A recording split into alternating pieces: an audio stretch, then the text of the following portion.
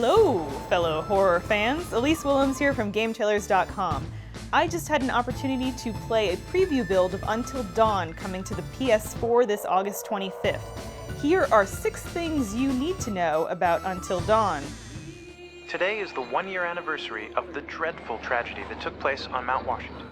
Number 1. Until Dawn is classic B-horror teen slasher fodder. In Until Dawn, a group of hot and dim-witted teenagers are hunted by a crazed serial killer during a trip to a remote mountain cabin on the anniversary of their friend's death. It features Hollywood starlet Hayden Panettiere and a bunch of other beautiful young people being beautiful together until they maybe die.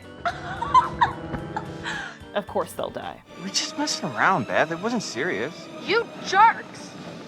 Hannah! Hannah! So, should we go after her? Number 2.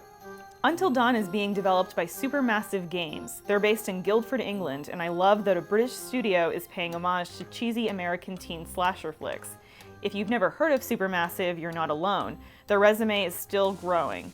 They made Tumble when the Move controller first launched, and worked closely with the BBC to develop the side-scrolling platformer Doctor Who: The Eternity Clock. But Until Dawn is their first real big-budget project. This is a studio that has something to prove, and they plan to do it by ruthlessly murdering teenagers for sport. I think it's a great idea. No! Number 3. Until Dawn wants you to choose your own nightmare. This game wants to know exactly what you are afraid of, so it can prey upon those fears and make you pee in your pants until you have no pee left. Or pants, whichever comes first. Until Dawn does this by punctuating the main story at the cabin with a series of scenes that take place at a maybe psychiatrist's office?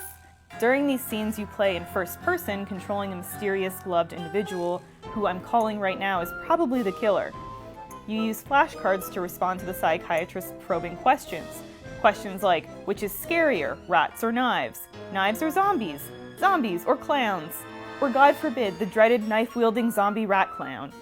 Until Dawn makes no pretenses about wanting to tailor its scares to the player, and it uses these scenes to reload on nightmare fuel. Oh, what lies beyond the veil of death is, after all, the ultimate unknown. Number 4, the teenagers of Until Dawn make frustratingly bad choices. I can speak from personal experience when I say that most of the choices you make when you're a teenager are bad ones, but Until Dawn will literally have you screaming at your TV in frustration at the sheer idiocy of these dumbasses. If there is a dark room in an old basement filled with discarded doll heads and a Ouija board, one of these geniuses will find it and decide to explore it alone without a working flashlight during a full moon. Maybe we should go check it out. Why? What if it's like a pipe that's about to burst or some problem with the furnace? Unlikely. Or hey, maybe your friends go mysteriously missing at a mountain retreat that looks like Freddy Krueger's summer villa, and the mountainside is littered with flyers about escaped arsonists and psychopaths. Better make sure to go back a year later to celebrate. But on the flip side, this game is so chock-filled with B-horror movie tropes that there's a chance it just wants to be one giant archetype. I mean, what do you think? Jesus! Number 5, Until Dawn is designed to be played multiple times. A great philosopher and poet, Eminem, once surmised, "You only get one shot, do not miss your chance to blow." Of course, he was referring to one's rise to stardom in the aggressive world of freestyle rapping, but the same tenets of choice and determination can be applied to Until Dawn. You have one save file playing Until Dawn. Once you make a choice, that choice is made. It cannot be reversed, you cannot go back to a previous save. This is it, people, so choose wisely. The game revolves around a butterfly effect system that shows you the exact moment when you are making a choice that will have irreversible consequences later on. Supermassive has noted that players dedicated to uncovering and understanding the game's full story will want to play Until Dawn as many as 9 times. 9 times! That's almost 8 more times than you're going to play any other game. Oh, I'm sure you'll find a way to entertain yourselves. Number 6, it's campy. Really campy. There are teenage girls getting into catfights over who's dating the class president. Everyone is disgustingly attractive, probably filthy rich, and they play mean practical jokes on each other. I totally promise I won't murder you.